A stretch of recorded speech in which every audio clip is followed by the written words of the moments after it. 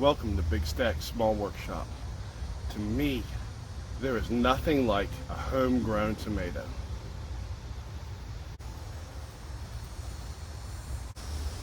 They have a sweet flavor, a smooth texture, and they complement so many dishes. The tomatoes in the store don't even come close. If I could do it, I would grow tomatoes year-round. But since I don't have a greenhouse, and I really don't want to dedicate a room in my house to just growing tomatoes, I have to settle with getting as many tomatoes as I can during the growing season.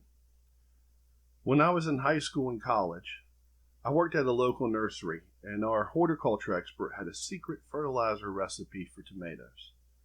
So armed with my secret recipe and a small garden area, I figured I had all I needed to get a bounty of tomatoes during the growing season. I stuck my tomato plants in the ground, and before the first flower bloomed, I had started research for all different kinds of tomato recipes. I knew I was going to get too many to use, so I ended up researching how to can tomatoes so I could save them in my pantry and use them year-round. But my tomato plants did not get as big as I needed them to get, and there were other issues: disease, drought, and tomato famine. It seemed like I was subject to a great tomato plague of biblical proportions. So I talked to other gardeners, did some research, consulted experts. Finally, after years of patience, research, and trial and error, I grew this beast. This is all one tomato plant. It is the biggest tomato plant I've ever grown. I'm 6'4", and this bad boy towers way over me. I'm estimating it's at least 7.5 feet tall. No one can even use this seat in the patio anymore because this robust giant has taken over everything. All these branches have bent over, and they would be even taller if I had a larger trellis. I dare say this plant would be 9-10 feet tall. But you aren't watching this video for my unfound prognostications. You want facts. The 5 facts, 5 tips for getting the largest tomato plants. Let's go. The first thing you need to do is choose the right plant. If you want the biggest tomato plants, it will always be in your favor to find which specific tomato plants will get big. Some plants stop at specific heights, while others grow as high as possible. Some tomato plants will grow vines, and some will grow bushes. Some are more disease resistant, and some plants can even survive with less water. With so many choices, it's easy to get overwhelmed. Just find a particular variety which fits your specific needs best. Try a few different types, and if you get a good yield, buy that variety again next year. My big plant is a specific variety called a chocolate cherry tomato, which I have grown for many years.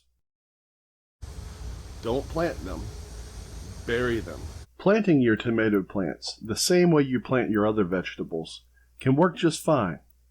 Your plant will grow, but I figure it's always a good idea to start with a bit of an advantage. By stripping the leaves off and burying your plant deeper than usual in the early spring, you are allowing the stalk to produce roots. Since I'm using raised beds, I'm going as deep as I can. If your garden is at ground level, it might be wiser to dig a trench and bury them lengthwise. Be sure to leave 1 or 2 sets of leaves above the soil line. Hey, if you're finding this video helpful, do me a favor, hit that like button so YouTube can share it with more people. Everyone needs their space, including tomato plants. Your tomato plants are competing with your other plants around them for water and nutrients. When you space them apart, This allows each plant to absorb more of what they need to grow, and it will give the plant a much more robust root structure. New vines or branches will stretch out a bit more, giving more room for flowers.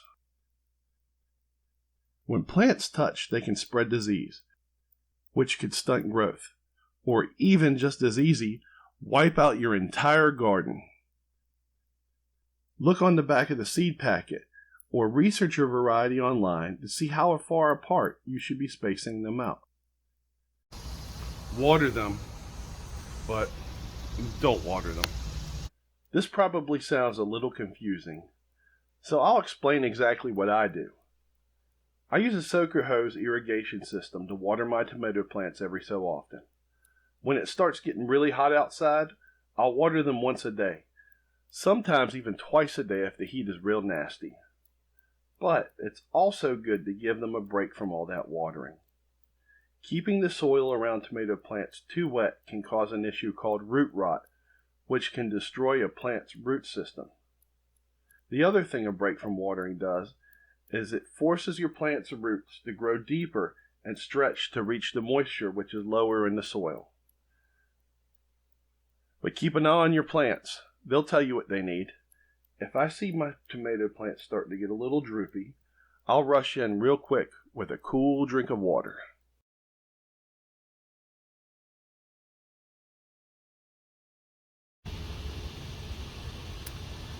Give them some support.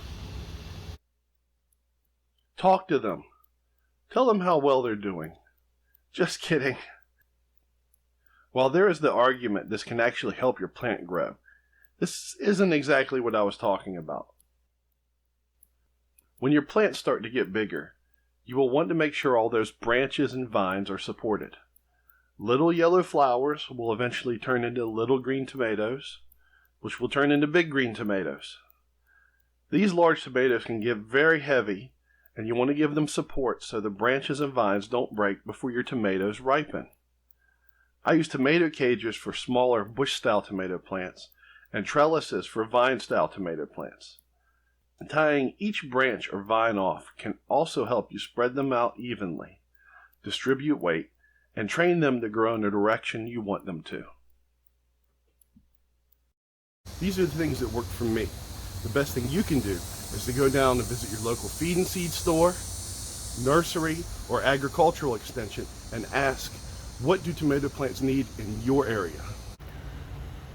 Now, I hope you find as much success with these tomato planting tips as I did. The biggest thing is you don't want to stress out. Gardening is about having fun. The biggest thing you can do is to just go out, get your hands in the dirt, grow something fun today. Remember, Big Stacks grows, Big Stacks builds, and Big Stacks makes. If you enjoyed today's video, please hit that like button. Subscribe to get more of my great content in your news feed. And I'll see you next time at Big Stacks Small Workshop.